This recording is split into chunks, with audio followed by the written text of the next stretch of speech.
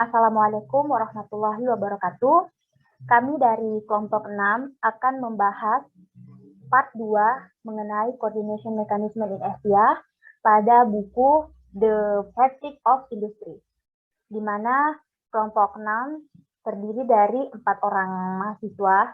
Yang pertama adalah saya, atas nama Kisna, sebagai pemateri pertama.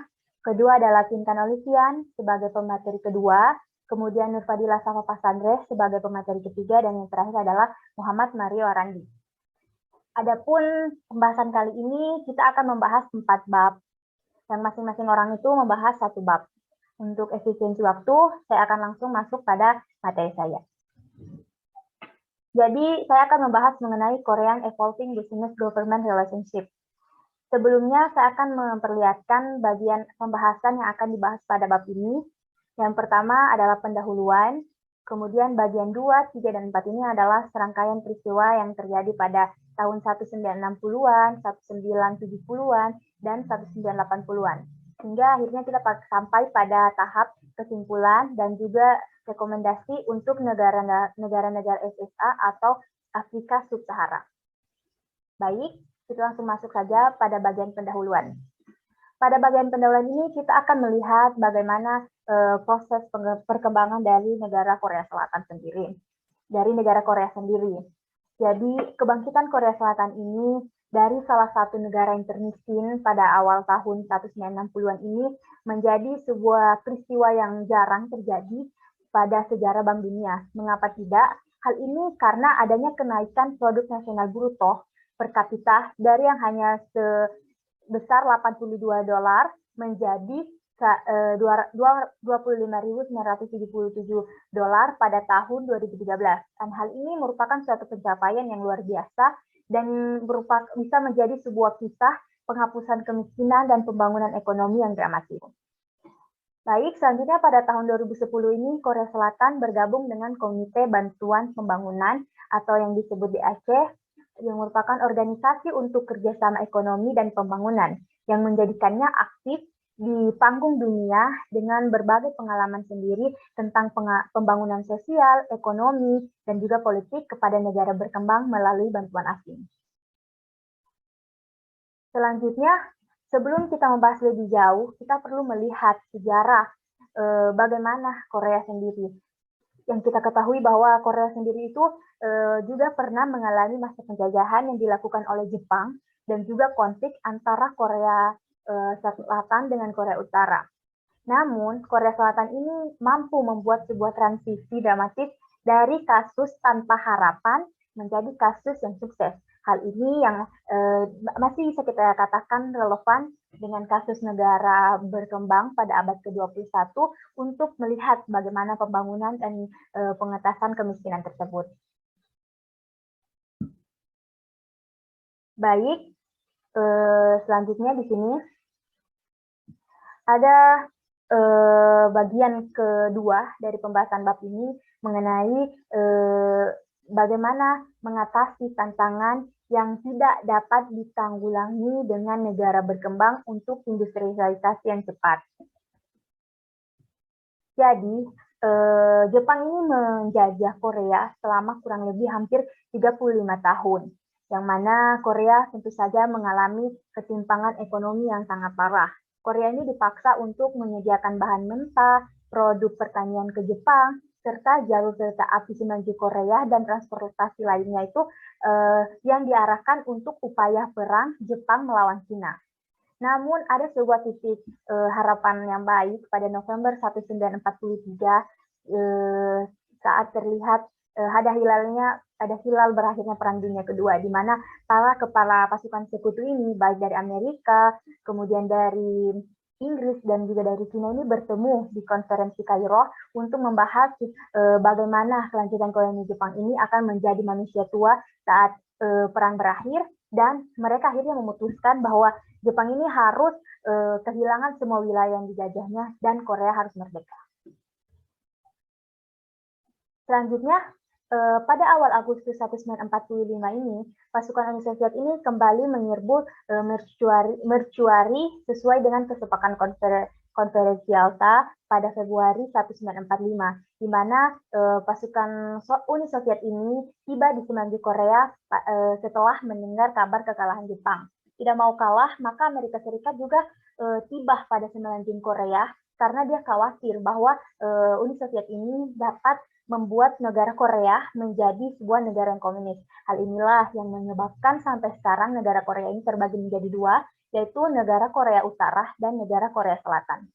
Akhirnya pada tanggal 26 April 1960, Presiden ini resmi mengundurkan diri dan pergi ke pengasingan. Setelah itu terpilihlah presiden kedua yang bernama Yu Po-san yang menggantikan pemerintahan sebelumnya. Namun pada saat pemerintahan ini, Rezim Yu Po-san ini harus menerima perubahan yang besar dalam pemerintahannya menjadi sistem parlementer, di mana ditunjuk seorang Chang Myon sebagai Perdana Menteri. Namun ketidakstabilan politik dan ketidakstabilan politik yang hebat terus berlanjut sehingga rezim ini juga tidak mampu membawa ekonomi Korea menjadi lebih baik. Selanjutnya ada sebuah kudeta militer yang dilakukan oleh Mayor Jenderal Park Chung-hee yang mengatakan akan membawa swasembada ekonomi dan kemakmuran untuk mengakhiri kemiskinan di negara Korea Selatan. Kembangan pada tahun 1960-an sampai 70-an ini dicirikan sebagai komprehensif, di mana karena tujuan utamanya itu adalah pembangunan ekonomi, sementara tujuan lain dari pemerintah termasuk seperti keamanan sosial dan juga pelayanan tetap menjadi tujuan sekunder dari pemerintahannya.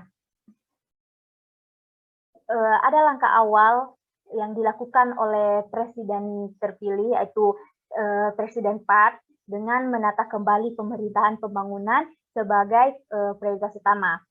Di sini ada beberapa ciri khas pembangunannya, yaitu pertama, penyediaan dan pelaksanaan perencanaan pembangunan yang komprehensif atau FYEDP, atau biasa diartikan sebagai rencana pembangunan ekonomi 5 tahun. Kedua adalah memimpin sektor swasta dengan dukungan langsung, termasuk akses modal dalam negeri, bantuan luar negeri, dan juga teknologi. Dan yang terakhir adalah pendisiplinan sektor swasta, baik itu melalui kontrol perizinan, pajak, dan juga audit. Selanjutnya pada bagian 2, kita akan membahas bagaimana FYD ini dengan perkembangan kebijakan industri. Kita ketahui bahwa penyelenggaraan FYD ini pada tahun 1960 ini dilakukan hingga 2 kali, yang mana pada pertama ini diumumkan pada tahun 1961 dan mulai berlaku pada tahun 1962 sampai 1966, di mana tujuan utama adalah menciptakan ekonomi yang mandiri dengan mengubah sektor agraris menjadi sektor industri dengan mengamankan sumber daya, memperluas industri pasar dan juga manufaktur. Sementara FYEDP kedua itu berfokus pada sektor ekspor, di mana industrialisasi berorientasi ekspor dipilih sebagai strategi pembangunan Korea Selatan berdasarkan fakta bahwa Korea Selatan membutuhkan modal asing untuk pembangunan. Di sini dikatakan bahwa FYDP kedua ini terbukti berhasil daripada FYDP yang pertama, karena produk sektor manufaktur ringan termasuk tekstil, pakaian, alas kaki, kayu, dan sebagainya itu memimpin posisi ekspor. Bahkan mereka sampai pada pasar as yang terbuka lebar untuk impor asing tersebut. Next, kita masuk pada bagian 3, di mana ini berhubungan dengan mengubah hubungan negara bisnis atau mengubah SBR atau State Business Relationship. Pada bagian 3 ini, kepemimpinan Park yang dipelopori oleh General Park ini berusaha bagaimana untuk mengubah SBR yang dimana semula negara akan menjadi mitra dominan dan bisnis akan digunakan dengan wortel dan tongkat, di mana di sini kita yang dimaksud wortel dan tongkat itu adalah wortel sendiri adalah dukungan langsung, sementara tongkat ini adalah sebuah kontrol terhadap bisnis swasta. Ukuran paling dramatis dari yang menandai perubahan kualitatif dalam SDR adalah tuduhan akumulasi kekayaan gelap terhadap setelah kudeta militer pada 16 Mei 1961, di mana setelah 12 hari setelah kudeta, Dewan Tertinggi Rekonstruksi Nasional ini mengumumkan bahwa tuduhan tersebut harus diselidiki dan dieksekusi. Selanjutnya pada bagian 4 di sini akan membahas bagaimana bisnis swasta ini sampai terpilih menjadi suatu kemitraan yang potensial. Di mana sebelumnya Presiden Park ini dia menentukan siapa yang harus dipertimbangkan sebagai mitra utama dalam pembangunan ekonomi. Sebelum memutuskan mitra-mitra tersebut, ada tiga bisnis yang dieliminasi. Yang pertama di sini adalah perusahaan multinasional atau MNC, di mana di sini dilatar belakangi oleh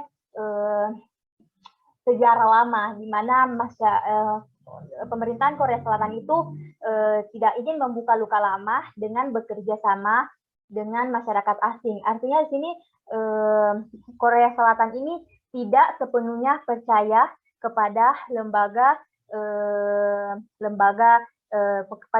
asing.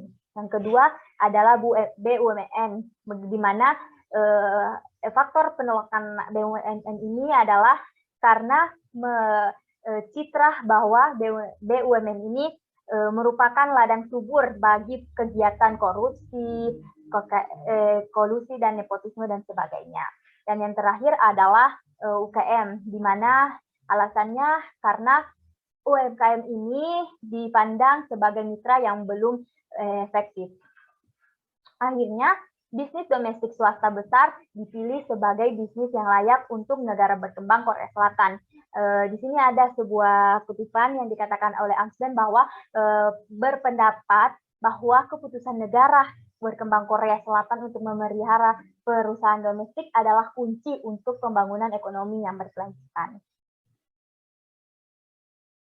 Selanjutnya, pada slide ini, kita masuk pada subbab baru, yaitu pada tahun 1970-an, mengenai kemitraan pengembangan negara bisnis yang kuat dalam HCI. HCI ini dapat diartikan sebagai pergerakan industrialisasi besar dan kimia, atau Heavy and Chemical Industrialization.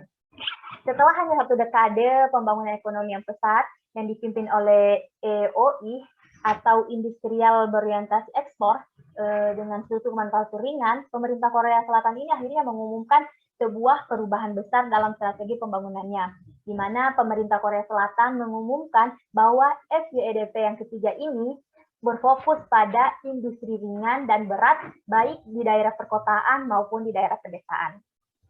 Selanjutnya, slide ini menjelaskan dua subbagian dari materi kemitraan pengembangan negara bisnis yang kuat dalam HCI Drive.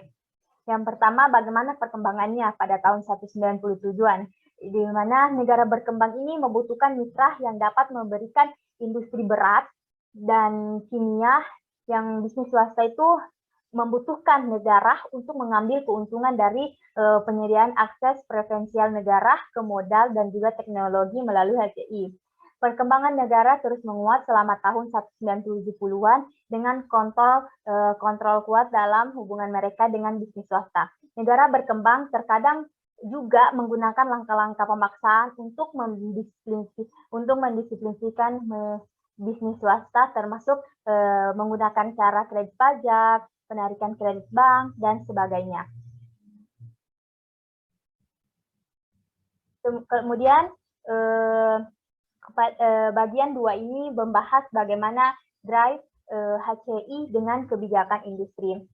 Di sini dijelaskan bahwa Presiden Park membuat pengumuman untuk the development of heavy and chemical industry pada 13 Januari tahun 1973 yang menunjukkan betapa kuatnya Presiden Park ini menghargai HCI Hal ini juga terbukti dengan pengadaan pertemuan rutin untuk melihat apakah HCI ini terlaksanakan dengan efektif dan tepat waktu.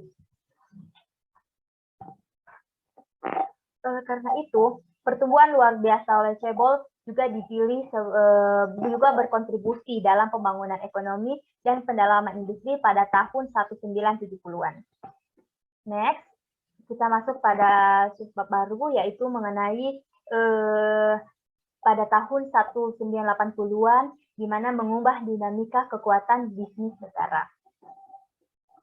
Pada tahun 1990-an ini adalah masa pergolakan sosial, di mana ekonomi dan politik yang besar terjadi di Korea Selatan. Hal ini juga ditandai oleh salah satu peristiwa yang menyedihkan, di mana Presiden Park akhirnya terbunuh pada tanggal 26 Oktober 1979,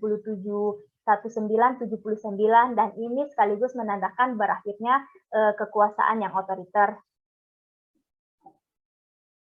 Pembangunan ekonomi yang sukses pada tahun 1960-an dan 1970-an ini adalah karena negara berkembang dengan kuat, dan juga kelompok bisnis besar itu sangat membantu, yang dikenal sebagai Sewol.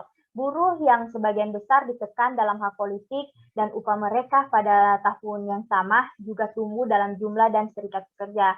Dengan demikian, banyak sekali tekanan yang masuk dari seluruh pelosok ekonomi dan masyarakat. Di antaranya, ini ada 3. Yang pertama, Cebol meminta agar negara berkembang melonggarkan kontrol ketatnya atas bisnis swasta.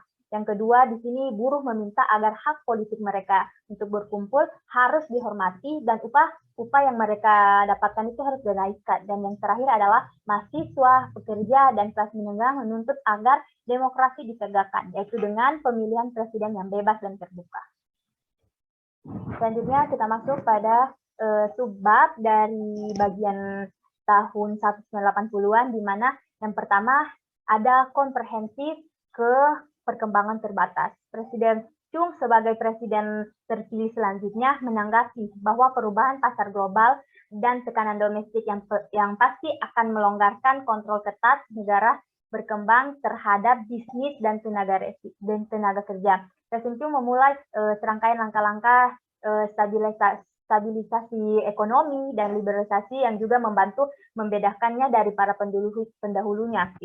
Dinamika kekuasaan antar negara dan bisnis itu berubah dari yang semula dominasi menjadi simbolis, dan yang sekarang terjadi adalah persaingan, di mana bisnis swasta pada umumnya dan Cebol pada khususnya ini telah menjadi kekuatan yang sangat besar dan sangat matang untuk bergantung pada sumber daya negara.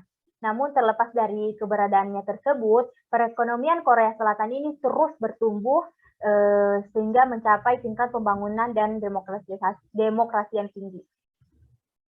Selanjutnya, bagian 3, yaitu para Cebol menjadi kekuatan global dengan merek global. Di sini ada beberapa Cebol utama yang melanjutkan pertumbuhan mereka yang mengesankan, bahkan ketika dukungan negara berkembang itu sudah berkurang, di mana dominasi mereka di pasar domestik terus berkembang meningkat dari waktu ke waktu, bahkan kurang dari 10% pada tahun 1970-an. Banyak Cebol Korea Selatan sekarang menjadi tuan rumah dari merek-merek terkenal, misalkan yang tidak asing adalah Samsung, Hyundai, dan juga LG.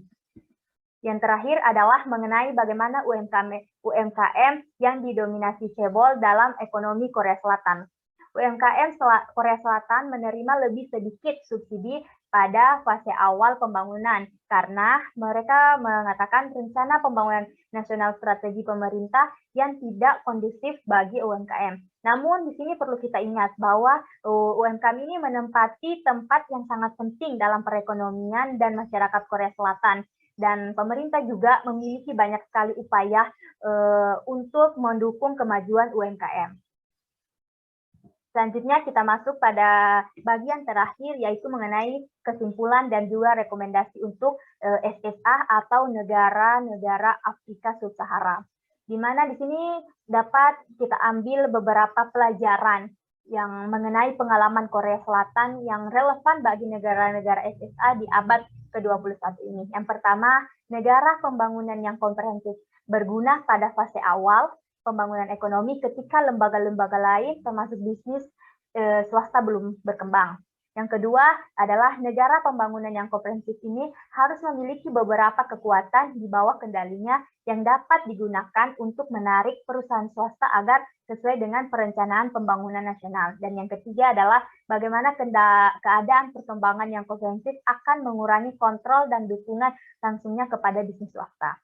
Sehingga kita sampai pada bagian kesimpulan dari materi pada bab ini, yaitu negara otoriter bukanlah resep untuk pembangunan ekonomi yang sukses. Sebaliknya, negara pembangunan yang demokratis harus dipelajari untuk memberikan negara sebuah pengalaman yang tentu saja berdampak pada pengurangan kemiskinan dan meningkatkan pembangunan ekonomi negara yang tersebut. Baik, penjelasan Mas Sandra akan menjelaskan bab 8, yaitu stabilisasi koordinasi desentralisasi di Cina. Pada pendahuluan, kinerja ekonomi Cina yang spektakuler dimulai pada tahun 1978, di mana pemerintah mulai mengeluarkan izin untuk mengizinkan bisnis individu yaitu dengan mempekerjakan 7 karyawan. Selanjutnya mendorong pertumbuhan perusahaan swasta yang lebih besar dengan mempekerjakan 8 atau lebih yang lebih besar. Kemudian perusahaan swasta termasuk kepemilikan tunggal, kemitraan, dan perseroan terbatas diizinkan untuk mendirikan usaha patungan dengan perusahaan sehingga memberikan peluang tambahan bagi pengusaha yang ambisius. Pada saat yang sama, China mengadopsi strategi berorientasi ekspor yang mendorong investasi swasta dan luar negeri di bidang manufaktur padat karya. Sistem pembicaraan China memandang produk konsumen sebagai bagian daripada manfaat dan menyalurkan sumber daya dari manufakturingan. Akibatnya, ada permintaan terpendam untuk pakaian, sepatu, dan barang rumah tangga dan pribadi lainnya, terutama di kalangan rumah tangga di daerah perkotaan yang lebih makmur. Keberhasilan langsung reformasi agraria China meningkatkan prospek.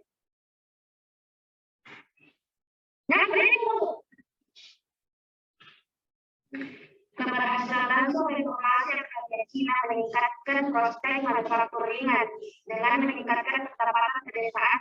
Dengan demikian, permintaan konsumen serta dengan memperluas pasokan bahan mentah dan tenaga kerja non pertanian. Terakhir, persaingan utama bagi negara sektor swasta di pasar. China mengatasi kendala yang mengikat pada manufakturingan. Kendala dapat bervariasi menurut negara, sektor, dan ukuran perusahaan. Pendekatan koordinasi terdesentralisasi yang digunakan di China dapat membantu dalam identifikasi dan melonggarkan kendala-kendala yang ada. 6 kendala yang mengikat pada daya saing aplikasi dalam manufakturingan diidentifikasi sebagai berikut.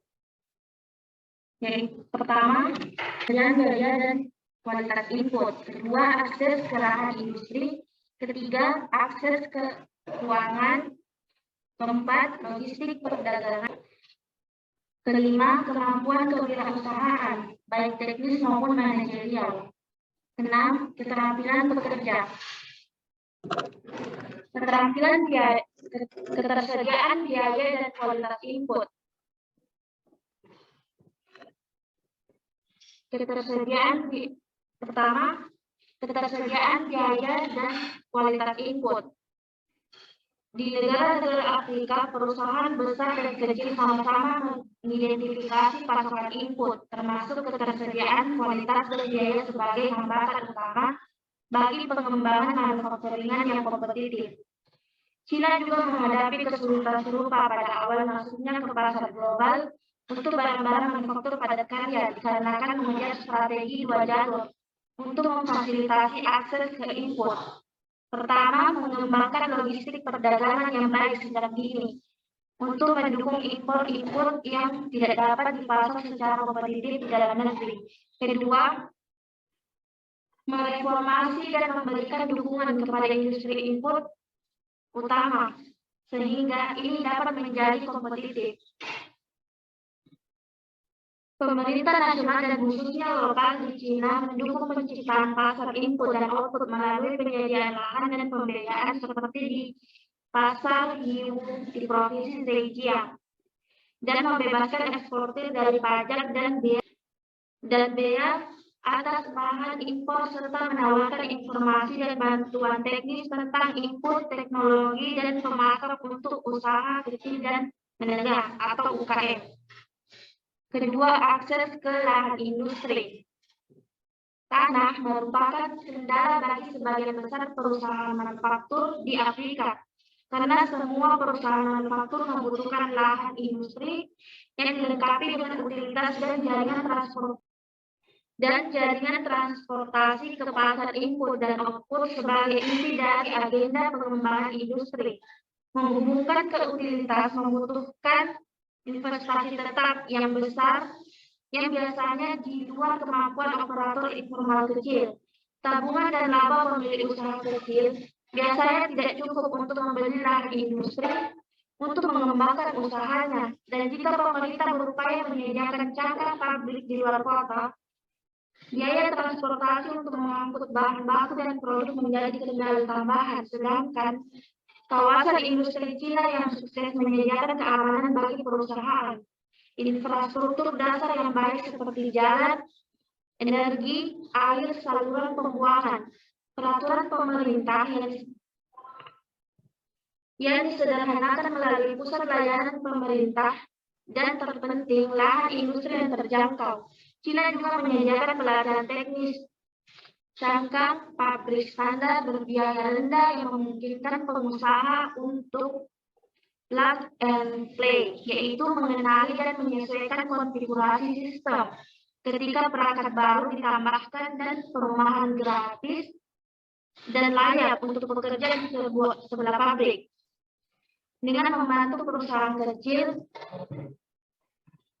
Cina tumbuh menjadi perusahaan menengah dan besar. Negara tersebut juga menghindari kekurangan perusahaan menengah yang telah hilang yang dihadapi oleh sebagian besar negara Afrika. Keempat, akses ke keuangan. Akses ke kredit telah diidentifikasi sebagai kendala yang paling mengikat pada perusahaan kecil di negara berkembang. Perusahaan-perusahaan Afrika dan Cina telah menemukan bahwa investasi awal di kalangan pengusaha sebagian besar bersumber dari tabungan atau pembiayaan pribadi yang dipasok oleh jaringan informal keluarga, bisnis, dan teman.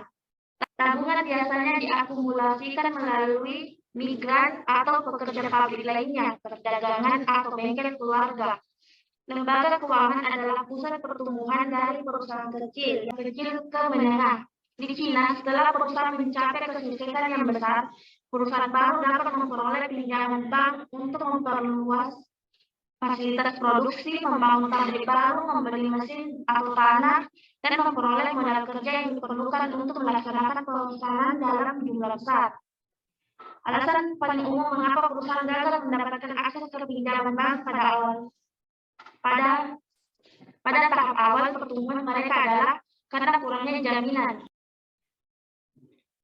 Keempat, logistik perdagangan, yaitu logistik perdagangan yang buruk juga menyebabkan penundaan yang lama dan tidak pasti, yang tidak dapat diterima oleh sebagian besar pembeli global, terutama di industri pakaian jadi yang sensitif terhadap waktu. Akibatnya, produksi di sebagian besar negara Afrika biasanya terbatas pada pasar kecil. Kelima, kemampuan kewirausahaan. Ada heterogenitas yang cukup besar dalam kinerja perusahaan di Afrika. Sebagian mencerminkan keterampilan kewirausahaan dan manajemen, dan sebagian kurangnya tekanan kompetitif di banyak negara. Generasi pertama pengusaha Cina di era pasca reformasi umumnya mendirikan bisnis baru tanpa memanfaatkan pelatihan formal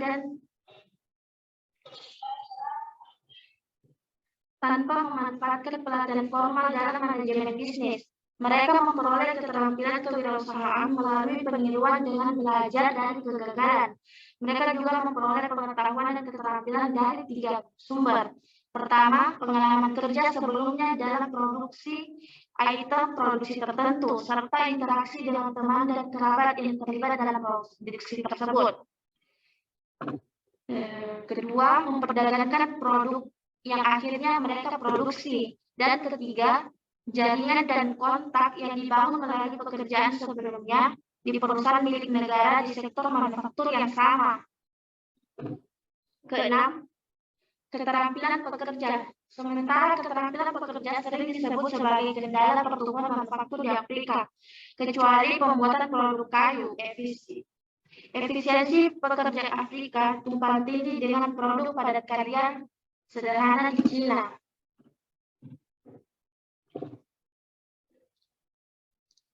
Peran pemerintah dalam mengidentifikasi dan melonggarkan kendala yang mengikat perusahaan ada 3, yaitu peran pemerintah daerah, peran pemerintah pusat, dan peran pemerintah provinsi. Pada peran pemerintah daerah, berdasarkan sifat dan lokasinya memiliki pengetahuan yang lebih mendalam dan terkini tentang kendala perusahaan daripada pemerintah pusat. Reformasi fiskal Cina pada tahun 1994 dan sistem evaluasi kinerja berdasarkan pertumbuhan PDB pemerintah daerah insentif yang kuat untuk mempromosikan industri lokal. Insentif ini mendorong pemerintah daerah untuk lebih terlibat dalam mengembangkan klaster. Jadi sementara semua tingkat pemerintahan sekarang mendapat pemanfaatan dari pertumbuhan klaster. Tidak ada satu tingkat pemerintah yang sepenuhnya mengontrol pengembangan klaster. Federalisme Cina telah menciptakan basis politik bagi keberhasilan pembangunan ekonomi berbasis klaster. Peran pemerintah pusat, yaitu komitmen kuat pemerintah pusat terhadap ekonomi pasar sangat penting untuk pembentukan generasi pertama perusahaan swasta di Cina. Sementara reformasi fiskal yang dimulai pada tahun 1994 menciptakan insentif yang kuat bagi pemerintah daerah untuk mendorong klaster. Ketiga, peran pemerintahan provinsi dibandingkan dengan pemerintahan pusat. Pemerintahan provinsi memainkan peran yang lebih aktif dan spesifik dalam mengembangkan klaster daerah. Mereka mempengaruhi pembentukan dan peningkatan klaster dalam 2 cara utama, yaitu alokasi lahan dan perencanaan pengembangan klaster. Menyesuaikan dukungan pemerintah dengan siklus hidup bisnis dan pemenuhan dukungan. Pada fase awal dalam manufakturingan, dukungan pemerintah untuk perusahaan pemula dalam negeri biasanya kecil dan mungkin tidak lebih dari menyediakan infrastruktur dengan cara yang sama seperti yang dilakukan negara lain. Di antara perusahaan patungan yang menerima investasi asing secara langsung, yaitu dukungan pemerintah berupa langkah-langkah kebijakan menyeluruh yang ditetapkan oleh pemerintah pusat seperti potongan harga biaya masuk, nilai tukar yang terlalu rendah, pembebasan pajak penghasilan, dan sebagainya. Dalam hal ini, dukungan pemerintah di Cina hampir tidak berbeda dengan banyak negara berkembang lainnya. Pada fase pertumbuhan, dukungan pemerintah di Cina sangat besar dan memberikan bukti yang jelas bahwa strategi industri pemerintah dirancang bukan untuk memilih pemenang sebagai pendukung. Bidang intervensi lain selama fase pertumbuhan meliputi: pertama, menciptakan limpahan pengetahuan melalui pembentukan asosiasi perusahaan dan kamar dagang untuk memperkuat komunikasi lokal di antara perusahaan dan mengidentifikasi kekurangan dalam administrasi zona. Kedua, meningkatkan keterampilan manajerial dan pekerja. Ketiga, mengurangi beban birokrasi. Keempat, mempercepat pembayaran. Kelima, memperkuat sinyal pasar. Dan keenam, menyediakan layanan seperti kontrol kualitas.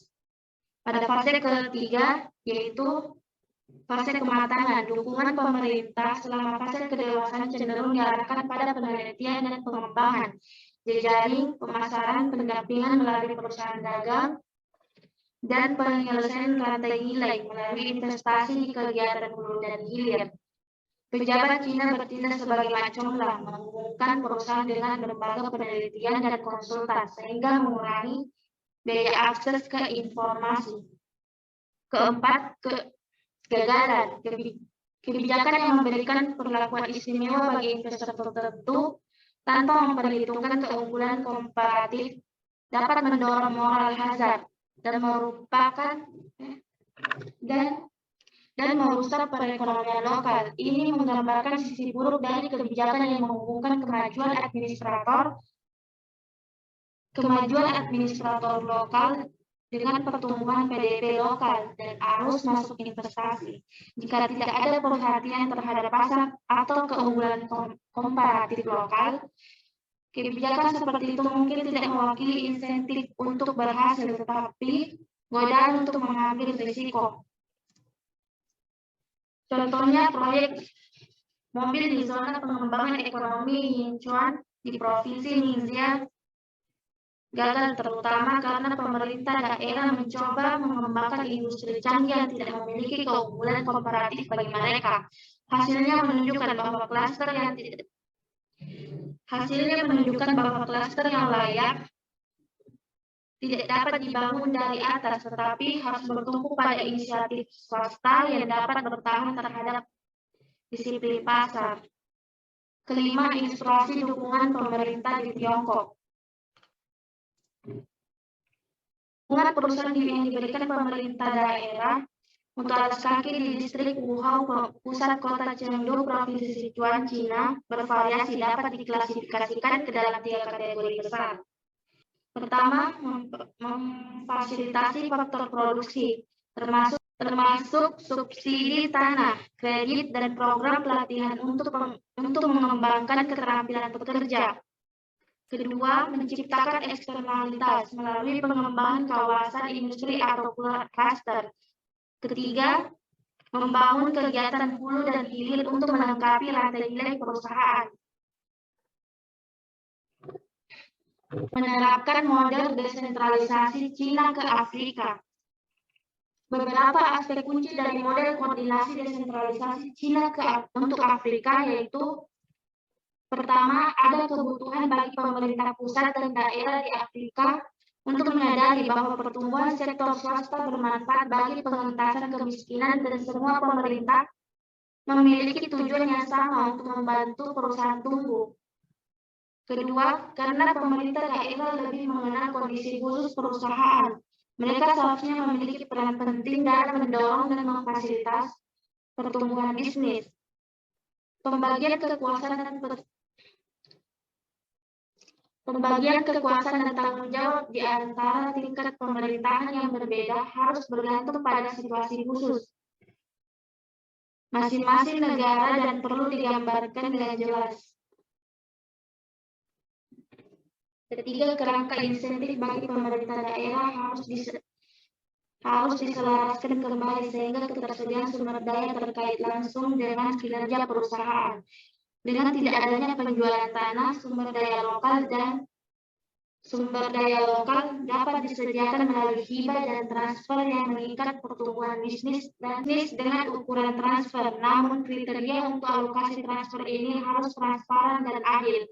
Keempat, saluran komunikasi antara berbagai tingkat pemerintahan harus tetap terbuka dan terus-menerus ditinjau. Akhirnya, untuk membuat sistem pemerintahan daerah berjalan, harus ada upaya untuk membangun kemampuan manajerial, organisasi, dan teknis yang diperlukan dari waktu ke waktu. Namun kriteria untuk alokasi transfer ini harus transparan dan adil. Itulah yang dapat saya sampaikan.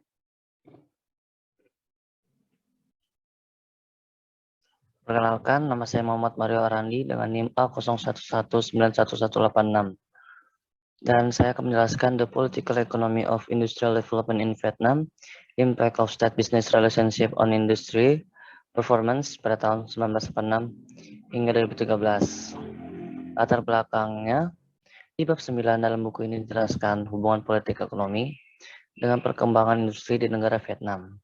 Penelitian ini dilakukan oleh Tuan Phutan yang meneliti dampak dari pengaruh politik ekonomi dengan perkembangan industri di Vietnam pada tahun 1986 hingga 2013. Doi Moi atau renovasi ekonomi yang dilakukan oleh Vietnam telah memberikan dampak yang impresif terhadap perkembangan industri. Di tengah runtuhnya negara Uni Soviet, krisis yang dialami oleh negara-negara Asia, dan juga krisis global, industri tetap bisa memberikan nilai tambah yang positif dalam periode tersebut.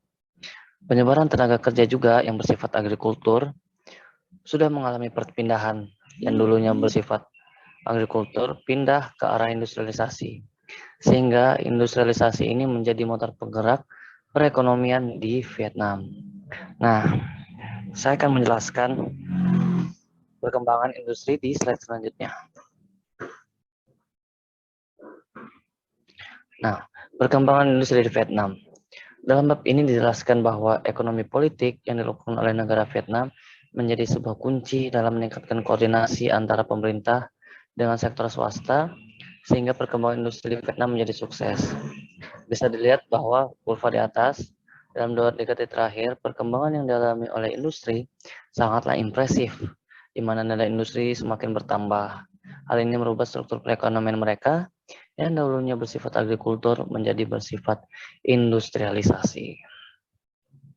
Nah, sebelumnya itu, mengapa pada tahun 1946 terjadi peningkatan industri dan mengapa terjadi renovasi ekonomi?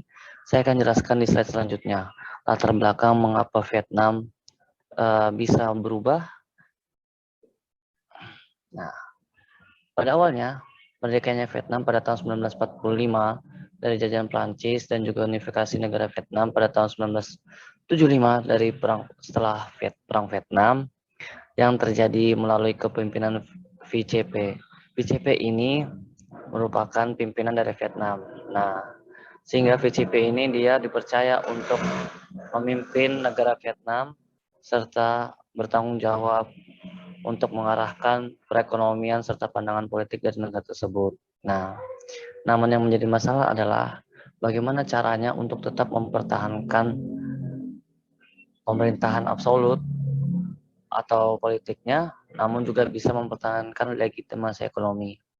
Hal ini sama dengan mengatakan bahwa bagaimana mempertahankan kekuatan absolut dari pemerintah, serta bagaimana meningkatkan kinerja perekonomian, yang dimana kita tahu sendiri bahwa hal ini bisa bertolak belakang jika pemerintah terlalu memegang kendali, maka bisa jadi kinerja perekonomian tersebut rendah atau kurang maksimal. Nah, apabila juga kita meningkatkan kinerja perekonomian, berarti kita bisa bilang bahwa kekuatan dari absolut dari pemerintah itu semakin berkurang.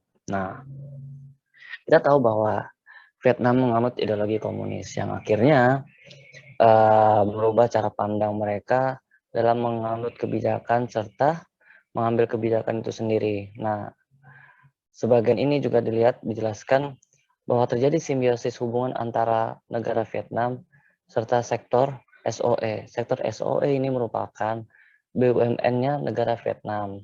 Nah, di sini bahwa tujuan SOE ini merupakan tujuan untuk mensejahterakan negara Vietnam. Oleh karena itu, SOE ini dianggap sebagai tulang punggung ekonomi. Nah, meskipun faktanya tidak seefisien itu, dan oleh karena itu menjadi beban berat pada ekonomi.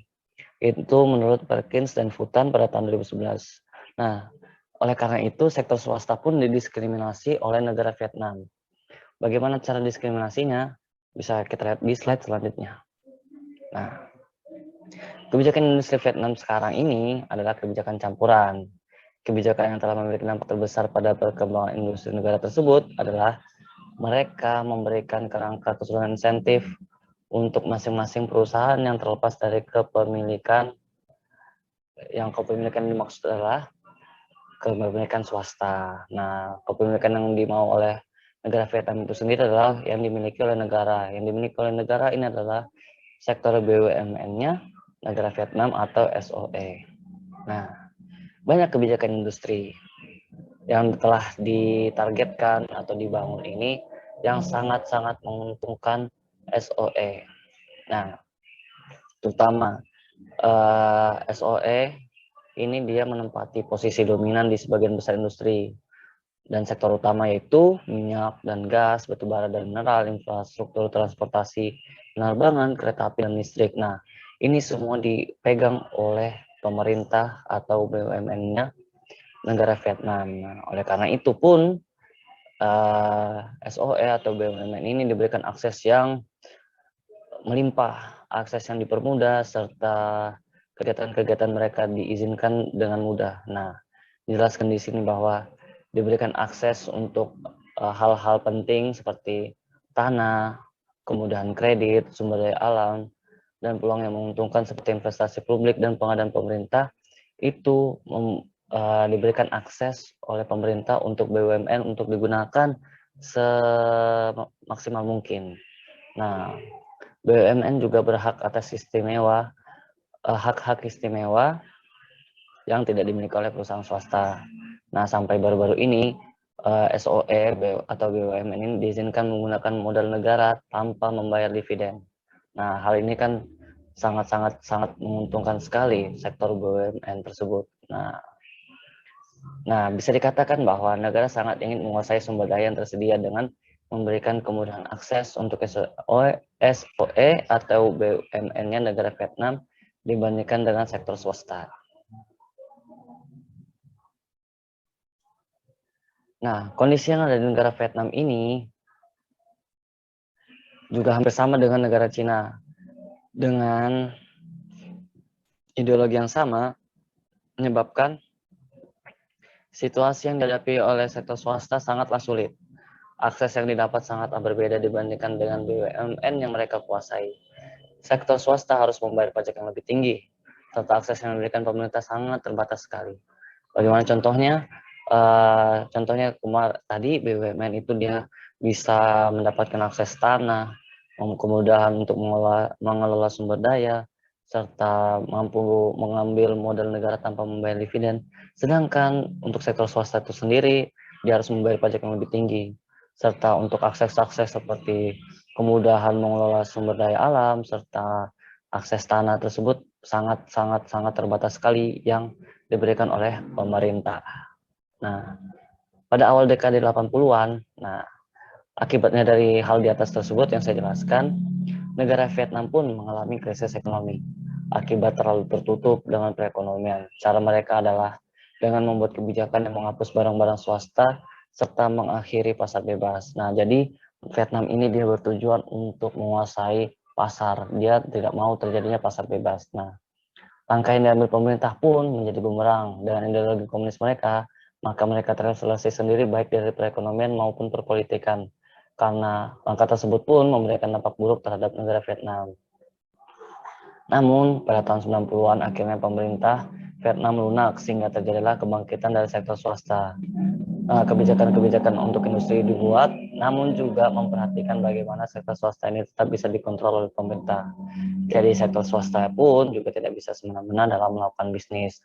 Hanya bisnis-bisnis yang diizinkan saja dalam kebijakan tersebut yang dibuat oleh pemerintah Vietnam. Jadi dia tidak bisa mengelola sumber daya dengan seenaknya, dan juga dia tidak bisa diberikan akses seperti yang dimiliki oleh SOE. Nah, walaupun demikian, sektor industri pun dapat berkembang hingga pada tahun 2010, sehingga perekonomian di Vietnam pun menjadi lebih baik dan tidak mengalami krisis serta isolasi akibat dari kebijakan yang diambil.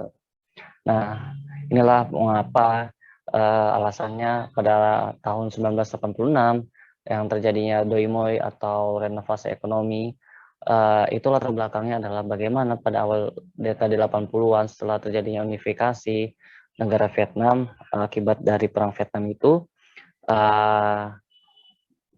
pemimpin Vietnam itu dia berusaha untuk tetap bisa menjalankan kekuasaan absolut dan juga meningkatkan kinerja perekonomian, namun kan tidak berhasil, yang akhirnya mereka terisolasi serta kinerja perekonomian mereka terhambat. Nah, oleh karena itu pada tahun 1986 hingga 2010 itu sektor industri pun berkembang karena pemerintah Vietnam lunak, sehingga sektor-sektor industri pun walaupun masih terbatas aksesnya, namun mereka bisa membantu serta memberikan dampak yang positif terhadap perekonomian di Vietnam.